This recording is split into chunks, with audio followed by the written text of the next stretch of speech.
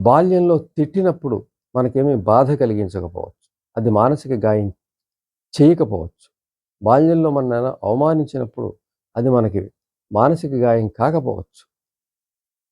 మనల్ని చిన్నచూపు చూసినా మనకి బాల్యంలో తెలియకపోవచ్చు. మన జ్ఞానానికి అందకపోవచ్చు. అది గాయం కాకపోవచ్చు. కానీ పెరిగిన క్రమంలో, ఊహ తెలిసిన క్రమంలో, జ్ఞానం తెలిసిన క్రమంలో ఇవన్నీ కూడా మనసుకి గాయం చేస్తాయి. మనకి తెలుస్తూ ఉంటుంది. మానసికమైనటువంటి బాధ మొదలవుతుంది. ఆ బాధని వెంటనే మనం పడినప్పుడు, ఏదైనా తగిలినప్పుడు వెంటనే తల్లిదండ్రుల దగ్గరికి పరిగెట్టి దాని నుంచి ఉపశమనం పొందినంత తేలిక కాదు.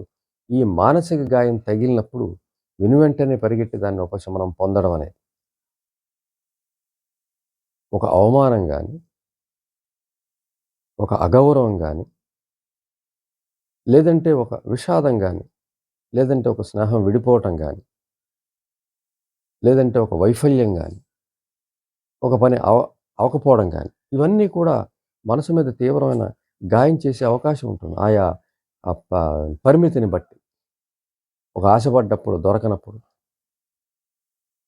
ఇవన్నీ కూడా మానసిక గాయాన్ని చేసే అవకాశం. ఎవరైనా మనని అకారణంగా తిట్టినా, అవతలోళ్ళ ఈగో పరంగా మనకేదన్నా బాధ ఏర్పడినా, మనసు మీద తీవ్రమైన గాయం చేస్తుంది. తెలుస్తుంది. అత్యంత బాధాకరంగా అనిపిస్తుంది. అంతకుముందు బాల్యంలో శారీరకంగా అనేక గాయాలు తగలడం, వాటి నుంచి బయటపడడం మనకి గుర్తు ఉంటుందది. అది గుర్తుకు తెచ్చుకున్నా కూడా వాటికన్నా ఇది బాధాకరంగా ఉంటుంది. అది కొన్ని గంటలో లేదంటే 1, 2 రోజులో దాని తర్వాత మర్చిపోవడం జరిగింది. శారీరకమైన అనేక గాయాలు మనం మర్చిపోవడం జరిగింది. వాటి మచ్చలు ఇప్పటికీ ఉన్నప్పటికీ గూడా. కానీ మానసిక గాయం కొనసాగుతూ ఉంటుంది. మనసు మీద ఆ గాయం అలా గుర్తుంటూనే ఉంటుంది. పదే పదే కొన్ని గాయాలైతే ఆహ్, సలుపుతూనే ఉండే పరిస్థితి. కొన్ని అవమానాలు, కొన్ని చిన్న చూపులు, కొన్ని అగౌరవమైన పరిస్థితి, కొన్ని వైఫల్యాలు, కొన్ని విషాదాలు, కొన్ని కోల్పోయిన పరిస్థితి మనసు మీద తీవ్రమైనటువంటి ప్రభావాన్ని చూపించడం చాలామంది జీవితాల్లో, దాదాపు అందరి జీవితాల్లో కనపడుతూ ఉంటుంది. ఒక వ్యక్తిని కోల్పోవాల్సొచ్చిన కుటుంబంలో గాని, అలాగే ఒక స్నేహాన్ని కోల్పోయాను. ఇటువంటి సందర్భాలు తీవ్రమైన మానసిక గాయాన్ని చేస్తాయి. శరీరం ఏమి గాయం అవ్వదు. కానీ మనసుకి చాలా గాయం అవుతుంది. అది శరీరానికి మనం వదులుచుకున్నంత సులువు కాదు. మానసిక గాయాన్ని మాన్పుకోవడానికి. దానికి చాలా ధైర్యం కావాలి. అవగాహన కావాలి. జీవితం పట్ల అవగాహన పెంచుకొని ఉండాలి. అసలు జీవితం ఏమిటనే విషయం తెలిసి ఉండాలి. ఇవన్నీ కూడా మనకి అవగాహనకొస్తే తప్ప మానసిక గాయాన్ని ఎదుర్కొనే శక్తి అంత త్వరగా రాదు. శరీరానికి తగిలిన గాయం ఆ వెంటనే ఎక్కువ బాధ కలిగించిన క్రమంగా తగ్గే అవకాశం ఉంటుంది. అసలు ఏమీ లేని పరిస్థితి ఉండే అవకాశం ఉంటుంది. కానీ మనసుకు కలిగిన గాయం అలా కాదు. అది తీవ్రతని తగ్గచ్చు, లేదంటే తీవ్రత పెరగచ్చు. మానసిక గాయం తీవ్రత తగ్గచ్చు లేదా పెరగచ్చు. పెరుగుతూ పెరుగుతూ తీవ్రమైనటువంటి మనోవేదన కలిగించొచ్చు. ఇంకేమీ చేయలేని పరిస్థితిని క్రియేట్ చేయొచ్చు. నిరంతరం ఆ బాధ నిరాశానిస్పృహలో ముంచేయొచ్చు. ఆ గాయం బాధ ఓర్చలేని పరిస్థితి కావచ్చు. అంత తీవ్రంగా ఉంటుంది మనసుకి తగిలినటువంటి గాయం. అయితే ఇక్కడ గమనించవలసింది మానసిక గాయాన్ని తట్టుకోవడానికి మనకి శరీరమే ఒక ఉదాహరణగా తీసుకున్నట్లయితే, శరీరానికి కూడా దెబ్బ తగిలినప్పుడు బలమైన శరీరం వెంటనే తట్టుకుంటుంది.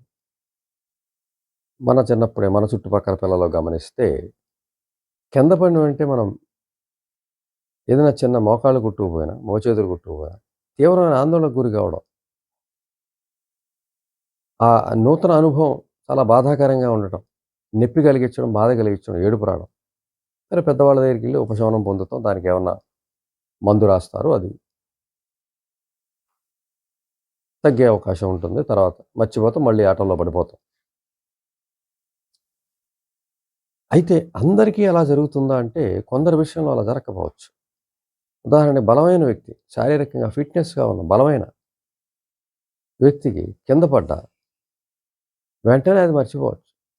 ఏదో ఉమ్ము తీసి చేతికి రాసుకొని దాని మీద రాసేసి మర్చిపోయి మళ్ళీ ఆటల్లో పడిపోతాడు. ఒక్కొక్కడు అలా కాదు.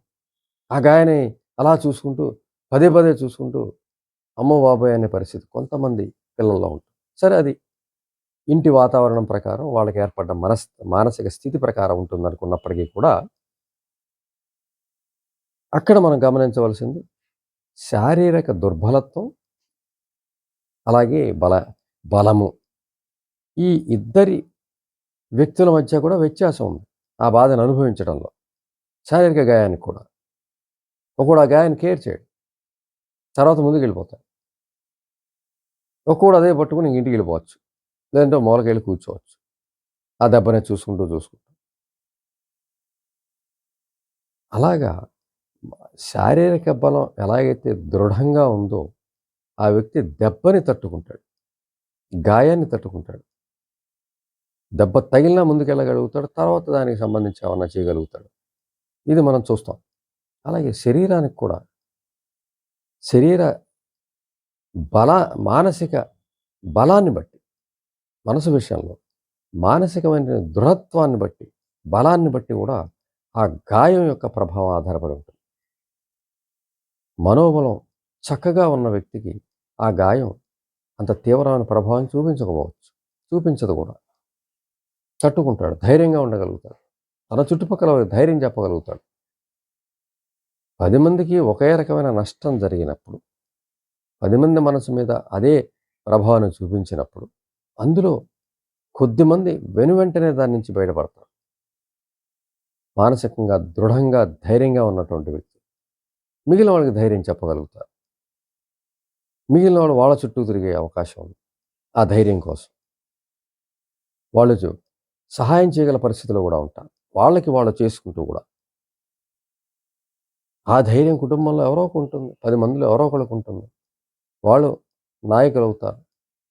వాళ్ళని నమ్ముకుని మిగిలిన వాళ్ళు జీవించే పరిస్థితి ఉంటుంది. ఆ ధైర్యం ఉన్న వ్యక్తులు. ఆ మనోధైర్యం, ఆ మనోబలం ఉన్నట్లయితే గాయం అంత తీవ్ర ప్రభావం చూపించదు. ఆ మనోధైర్యాన్ని పెంచుకునే ప్రయత్నం చేయాలి. మనం ఎంత మానసిక గాయాన్ని అతి తీవ్రమైన ప్రభావానికి లోనవుతున్నాం అనంగానే, ఆ తీవ్ర ప్రభావాన్ని మనం అంచనా వేసుకొని, మనోబలం లేని కారణంగానే మనం ఈ మానసిక గాయాన్ని తీవ్రంగా ప్రభావితులం అవుతున్నాము. కాబట్టి మన మనసుని మనం దృఢంగా చేసుకోగలిగితే ఎంత పెద్ద గాయం నుంచైనా మనం బయటపడొచ్చు.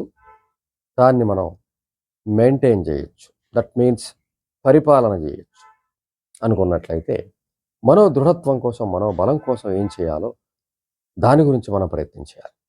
అయితే మన మానసిక దుర్బలత్వం అనే విషయాన్ని కనిపెట్టాం. ఎందుకంటే వెనువెంటనే మనం తీవ్ర ప్రభావంలోకి వెళ్ళిపోతాం. మానసిక గాయాన్ని, చిన్న గాయాన్ని. పెద్ద గాయానికి ఇంకా చెప్పనవసరం లేదు. తీవ్ర భావంలో పడిపోతాం. అటువంటి సందర్భంలో మనోధైర్యాన్ని పెంచుకోవాలి. మానసిక ధైర్యాన్ని పెంచుకోవాలి. ముందుగా మానసిక ధైర్యంగా ఉండాలి అని నిర్ణయించుకోవాలి. ధైర్యంగా ఉండే పరిస్థితులు మనం క్రియేట్ చేసుకోవాలి. దానికి సంబంధించినటువంటి ఒక నిర్ణయం తీసుకోవాలి. మనం ధైర్యంగా ఉంటాము.